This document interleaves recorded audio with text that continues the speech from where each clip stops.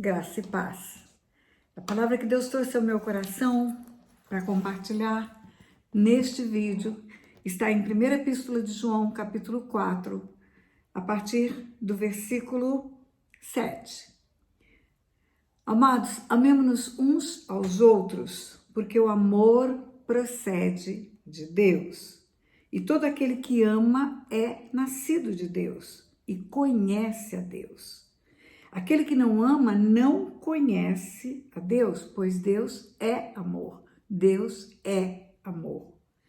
Nisso se manifestou o amor de Deus em nós, em haver Deus enviado o seu Filho unigênito ao mundo para vivermos por meio dele. Nisto consiste o amor, não em que nós tenhamos amado a Deus, mas em que ele nos amou e enviou o seu Filho como propiciação pelos nossos pecados. Ele nos amou e enviou o seu Filho como propiciação pelos nossos pecados. O homem formado à imagem e semelhança de Deus foi separado de Deus pelo pecado. Deus formou o homem para ser seu filho. Quando vamos para o Evangelho de Lucas, capítulo 3, que fala da genealogia de Jesus, a partir do versículo 23, Jesus, filho de José, José, filho de Eli, Eli, filho de Matate. Quando chega no final de Lucas 3, está escrito lá, Adão, filho de Deus. Adão, então, é o homem que dá origem a toda a humanidade e foi formado por Deus para ser seu filho. Deus formou o homem à sua imagem e à sua semelhança, e o plano de Deus era ter intimidade, proximidade com esse homem. Mas você conhece a história. O homem escolheu a desobediência, escolheu a transgressão, o pecado, a rebelião. Escolheu ficar separado de Deus. O pecado separou o homem de Deus. O salário do pecado é a morte, e morte é separação de Deus. Morte não é ficar no caixão de mãozinha juntinho, olhinho fechado, não. Morte é ficar separado eternamente de Deus. Mas Deus não desistiu do convívio com o homem. Deus não desistiu de ter um filho na terra. O plano original dele, que foi mudado por causa do pecado do homem, por causa da escolha do homem, de ser imagem e semelhança dele, quando ele forma o homem, é para ser imagem e semelhança dele. Gênesis 1:26 está escrito também, disse Deus, façamos o homem à nossa imagem, conforme a nossa semelhança, e tenha ele domínio sobre tudo, tudo que havia sido criado. Deus coloca o homem para ser sua imagem e semelhança e para dominar sobre tudo. Enfim, como está escrito no Evangelho de Lucas, para ser seu filho, Adão, filho de Deus. E Adão significa humanidade, raça humana. Adão, formado então para ser filho de Deus, pecou e foi separado de Deus. Morreu. O salário do pecado é a morte. Não é a morte física, mas é a morte espiritual. Mas Deus não desistiu dessa proximidade. Deus não desistiu dessa intimidade, nem dessa semelhança. Porque quando ele envia o seu filho, ele envia o seu filho semelhante aos homens. Está escrito em Filipenses capítulo 2, a partir do versículo 5, que ele se humilhou e tornou-se figura humana, semelhança de homens. Semelhança de homens. E o seu filho vem para ser a propiciação pelos nossos pecados, como está escrito aqui. Todos pecaram e todos foram destituídos da glória de Deus, da presença de Deus. Todos perderam a presença, todos morreram. Em Adão, todos morreram. Mas quando ele envia o filho dele ao mundo, é para cumprir um projeto original dele, de tornarmos filhos dele. Ele veio para os seus não receberam, tantos quantos o receberam, deu-lhes o poder de serem feitos filhos de Deus, a saber os que creem no seu nome, filhos, filhos, filhos. Então, a cruz do Calvário, aonde Jesus é colocado por causa do meu pecado, para morrer a minha morte, para morrer por causa da minha transgressão. O castigo que me traz a paz foi dado a ele. Pelas pisaduras dele eu fui perdoada. Ele morre para que eu me torne filha. Vindo a plenitude do tempo, Deus enviou seu filho, nascido de mulher, nascido sob a lei, para resgatar o homem. Jesus não veio para condenar o homem, ele veio para salvar o homem. Ele veio para buscar e salvar o que estava perdido. Todos estavam perdidos, todos. A cruz é a oferta de amor de Deus para todos os homens. Eu preguei isso recentemente. Mas o que eu quero dizer para você é que a cruz é uma oferta, mas ela precisa ser recebida. É preciso que o homem se arrependa dos seus pecados. Recentemente eu fiz um vídeo sobre divórcio, foi tanta mensagem, com angústia, com peso. Queridos, não tenho peso, não tenho angústia. Não há pecado que não possa ser perdoado, só tem um pecado, só um pecado. É blasfêmia contra o Espírito Santo. Esse é o único pecado que não pode ser perdoado. Sabe quando que Jesus aborda essa questão da blasfêmia contra o Espírito Santo? Quando ele havia feito a libertação de um menino e os fariseus acusam-no de ter parte com o diabo. Os fariseus dizem que ele estava incorporado de Beelzebu e que por causa disso ele estava operando maravilhas no mundo espiritual. Mas o Espírito que estava nele era o Espírito Santo de Deus. Era o Espírito que ele recebeu no Jordão na hora do batismo, que veio sobre ele, deu a ele a autoridade para expulsar demônios.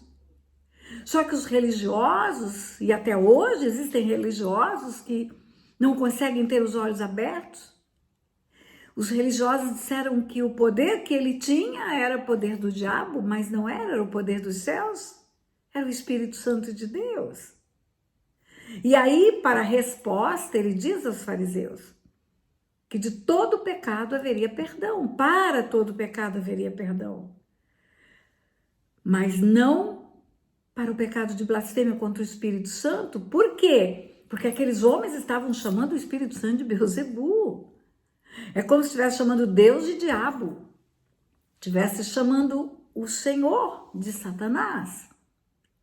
Agora, todos os outros pecados, todos, podem ser perdoados. Basta que o homem se arrependa. Arrependei-vos e convertei-vos para serem cancelados os vossos pecados. Na cruz do Calvário tem uma oferta para todo o mundo.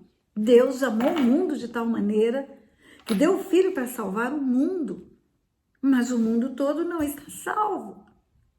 E por que não está salvo? Porque não vai à cruz.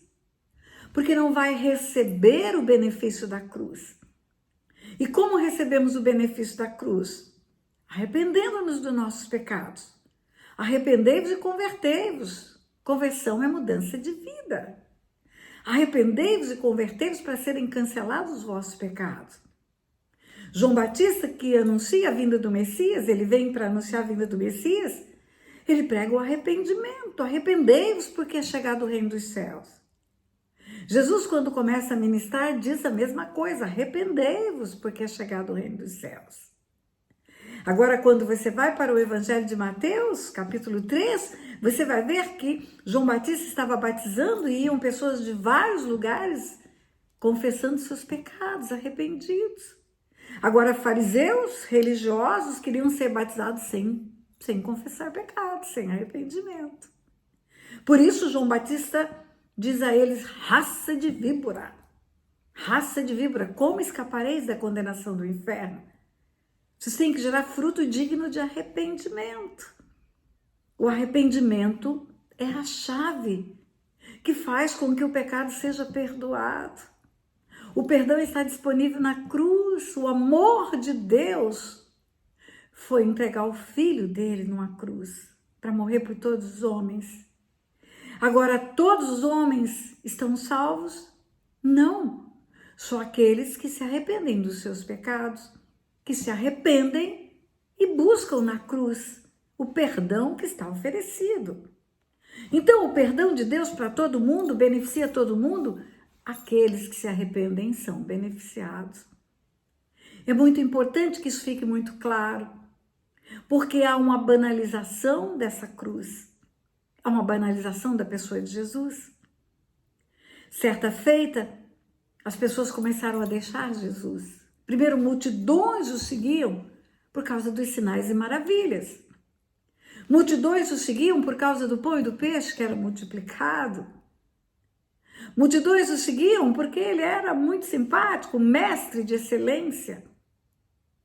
Mas à medida que ele ia pregando e trazendo à luz aquilo que era verdade, e conhecereis a verdade vos libertará, pessoas começaram a deixar Jesus. E foram deixando. Um dia ele perguntou para os discípulos: e vocês não vão me deixar? Vocês não vão embora? A resposta foi: para onde iremos nós? Só tu tens a palavra de vida eterna. Só Jesus tem a palavra de vida eterna. A Bíblia Sagrada é a revelação de Deus. A Bíblia Sagrada é o Verbo. E o Verbo que se fez carne é Jesus. Eu costumo dizer que a palavra de Deus é como um leão. Quando você solta ela faz o estrago que ela tem que fazer. Quando você abre a jaula e solta um leão, você não precisa ajudar o leão, você não precisa justificar o leão, você não precisa explicar o leão, nem dirigir o leão. Ele faz o que ele tem que fazer. Eu digo que a palavra de Deus é como um leão. Sabe por quê? Porque a palavra é o verbo de Deus, é a escrita de Deus. E Jesus é o verbo que se fez carne. E Jesus é a palavra. Quando a Bíblia fala que por ele, por causa dele, tudo que foi feito se fez, é pela palavra. O Pai quis criar todas as coisas, o Espírito agia trazendo a existência que não existia, mas a palavra era liberada pelo Pai. E a hora que a palavra era liberada pelo Pai, as coisas começaram a acontecer. É pela palavra que tudo que foi feito se fez. Então, se Jesus é a palavra, se ele é o verbo que se fez carne, e se ele é o leão da tribo de Judá, a palavra é o leão. A palavra é como um leão. Basta que soltemos a palavra.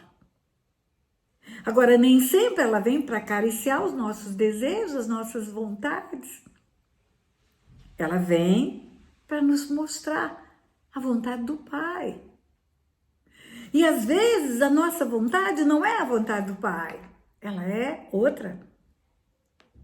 Mas Jesus, quando a Bíblia fala em Filipenses capítulo 2, a partir do versículo 5, que ele se humilhou, tornou-se figura humana, e como homem foi servo, e como servo foi para a cruz e morreu no nosso lugar.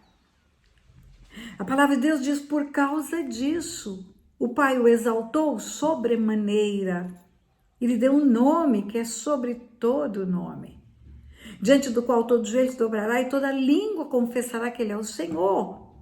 Veja bem, lá no Getsemane, ele dizia: Pai, não vim fazer a minha vontade, mas é a vontade do Senhor. Pai, se possível, passa de mim esse cálice, ou seja, não é o que eu quero, não é o que me agrada, não é o que me faz bem, mas eu vou cumprir a vontade do Senhor. E por que cumpriu a vontade do Senhor? Por causa disso, o Pai o exaltou sobremaneira. Ele deu um nome que é sobre todo nome, um nome que está acima de todo nome, diante do qual todo joelho se dobrará e toda língua confessará que ele é o Senhor. Quando ele ressuscita dentre os mortos, ele diz: toda autoridade me foi dada no céu e na terra, toda autoridade. O Pai lhe deu uma posição mais excelente, por causa disso o Pai o exaltou sobremaneira, porque ele obedeceu. Então, às vezes, a nossa vontade é fazer outra coisa e não aquilo que a palavra nos indica. Mas só aqui existe palavra de vida eterna. Só aqui existem palavras que nós podemos alcançar essa vida eterna com o Senhor. Jesus foi colocado na cruz por amor, por amor. O Pai não colocou o Filho dele na cruz para nos constranger, para tirar nossa liberdade, tirar a nossa vontade de viver. livre-arbítrio? Não. Ele colocou o filho dele na cruz por amor para resgatar o homem. Porque o homem sem a cruz, ele está perdido, ele está perdido. Quando a Bíblia fala da grande comissão, Evangelho de Marcos, capítulo 16, ide por todo mundo, pregar o evangelho a toda criatura, quem crê e for batizado será salvo, quem não crê será condenado, quem crê e for batizado será salvo, e quem não crer será condenado. Viverá separado de Deus eternamente. Não vai poder ouvir: vinde benditos do meu Pai para o reino que vos está preparado desde antes da fundação do mundo. O amor de Deus por nós passa pela cruz. Ele passa pela cruz. Deus nos amou, enviou o Filho como propiciação dos nossos pecados. A prova de amor foi entregar o Filho para morrer pelos nossos pecados. Por quais? Por todos os pecados. Só não pelo pecado de blasfêmia contra o Espírito Santo. Todo pecado é cancelado na cruz. Todo pecado do qual nos arrependemos. Todo pecado que nos traz o constrangimento de haver ferido o coração de Deus. E é isso. Isso é o cerne do Evangelho. Não há como chegar ao Pai sem o Filho. Em Cristo Jesus, o homem pode chegar diante de Deus. Em Cristo Jesus, ele chega. Está aqui. Nisso se manifestou o amor de Deus em nós, em haver enviado o Filho unigênito ao mundo para vermos por meio dele, através dele. É ele o meu caminho para o Pai. Eu sou o caminho, a verdade e a vida. Ninguém vem ao Pai senão por mim. Meu Pai e eu somos um. Por isso que ele diz: ninguém vem ao Pai. E o caminho da cruz é o caminho do arrependimento. O caminho da cruz é o caminho da novidade de vida. Por isso que ele diz: tome a sua cruz e siga. Não é fácil, a porta é estreita, largo é o caminho que leva para a perdição. Não é fácil escolher o caminho da cruz, não é fácil. Mas eu quero dizer a você algo, que toda vez que escolhemos obedecer, toda vez que dizemos a Deus: não é a minha vontade, mas é a tua vontade que vai prevalecer na minha vida. Não seja feita como eu quero, mas seja feita conforme a tua vontade. Nós vamos ser recompensados. Por quê? Porque Jesus, quando fez a vontade do Pai, não sabia que ele seria exaltado sobremaneira. Parece blasfêmia dizer que tem algo que Jesus não sabe, mas não é. Existem coisas na Bíblia que Jesus diz que ele não sabe. O dia, a hora em que ele virá, ele não sabe, só o Pai. E quando eu digo que ele não sabia que seria exaltado acima do que ele era, é porque quando ele ora a oração conhecida como oração sacerdotal, em João 17, ele fala: Pai, glorifica-me com a glória que eu tinha antes da fundação do mundo. Ou seja, me deixa voltar para casa no mesmo lugar que eu ocupava antes do mundo ser criado. Mas a palavra de Deus diz que por causa disso, porque ele obedeceu, o Pai o exaltou sobremaneira, ele colocou no lugar mais excelente. Ele se tornou a maior autoridade sobre o universo. Por isso que está escrito na carta aos Efésios, que ele foi colocado acima de todo poder que se possa nomear. O Pai o exaltou sobremaneira, recompensou o Filho pelo sacrifício. O sacrifício da obediência.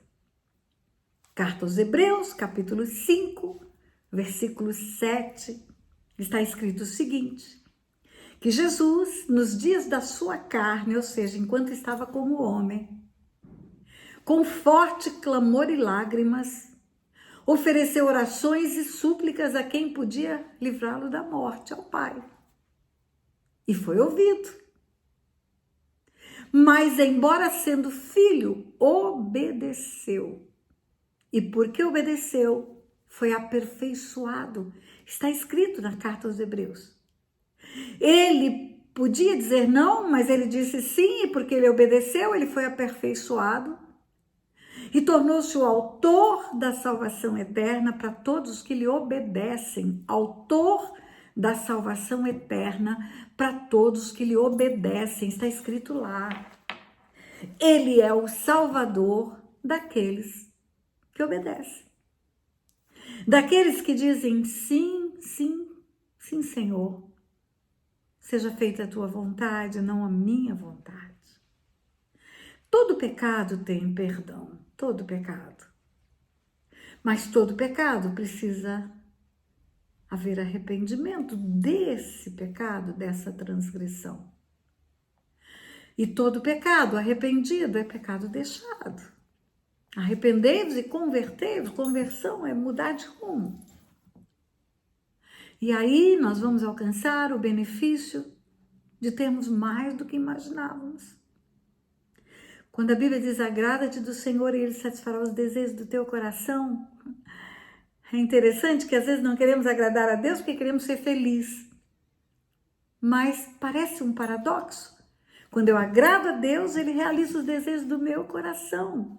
Ele muda as circunstâncias à minha volta, Ele transforma tudo a meu favor. Porque eu estou obedecendo. Porque Jesus obedeceu, foi exaltado sobremaneira.